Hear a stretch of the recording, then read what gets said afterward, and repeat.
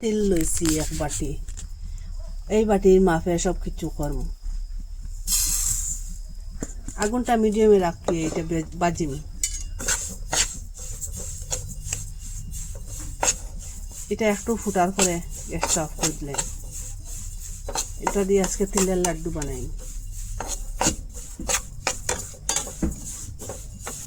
ওরকম বাজার পরে এখন আমি এটা লামাইলিম। এটা লাল করতাম না, এর থেকে বেশ আর লাল করতাম না। একটা প্লেটের মধ্যে ডাইলে রাখি দিই, ওদিকে একটু ঠান্ডা হোক। সাইড বাটরে 1 বাট বাদাম লইছি, চীনা বাদাম। এখানে চামচ দিয়ে মাফিলে 2 চামচ হইব বাদামটা। এটা এখন বাজিম।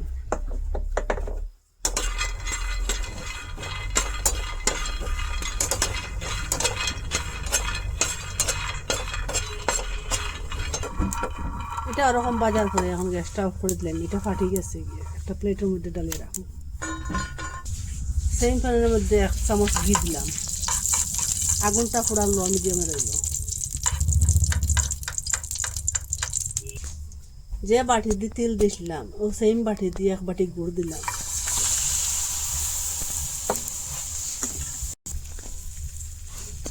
এখানে চিনি আরো 2 চামচের মতো দিলাম।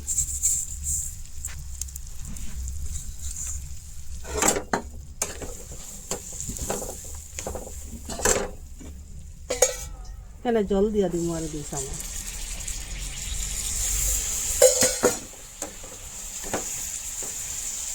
একবারে লো মিডিয়াম আগুন রয়েছে।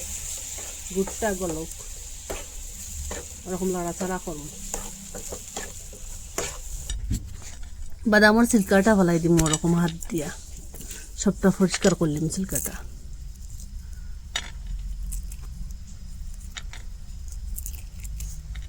জল লইছি আর এটা চেক করবো ওরকম।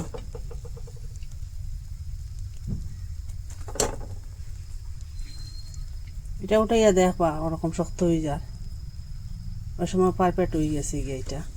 এখন এটার মধ্যে ওই যে সাদা তিলটা এখন দিলেন, আর যে রাখলাম বাদামটাও দিলেন।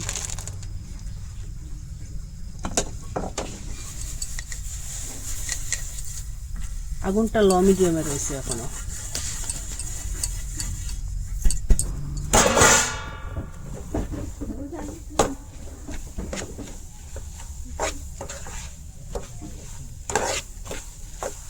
এখন গ্যাসটা অফ করে দেব।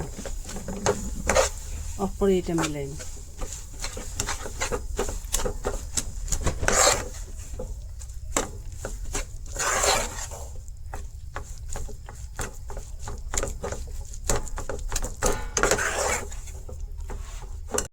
ঘি লাগাইলাম। এটা আমি ডালিয়ে রাখলাম।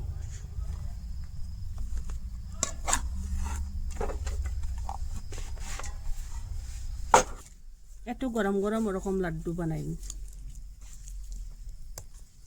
ঠান্ডা হয়ে গেলে এইটা খড়খড়া হয়ে যাব গিয়া, আবার গরম করতে লাগবো। ঠান্ডা হয়ে গেলে এইটা আপনারা আবার গরম করবা। একটু গরম গরম করলে দেখেন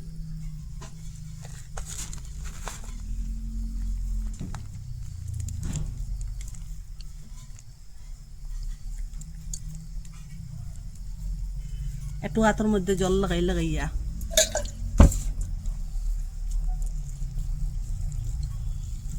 জল না আইলে ঘিও লাগাইতে পারেন হাতের মধ্যে।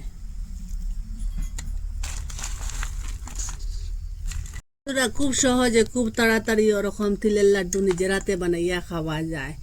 তিলের লাড্ডুটা কত দাম কলাইয়া কিনিয়া আনিয়া খায় না, নিজের হাতে যদি এরকম বানাইয়া খায় কত মজা লাগে আর টেস্টও লাগে। আর মিস করবা না, একদিন বানাইয়া খাইবা। আর আপনারা কই থাকি দেখা কমেন্টের মধ্যে নিশ্চয় জানাইবা। ভালো লাগলে লাইক কমেন্ট শেয়ার সাবস্ক্রাইব করবা। আজকের ভিডিও এখানে শেষ। নতুন একটা ভিডিও নিয়ে ফিরে আসবো বন্ধুরা।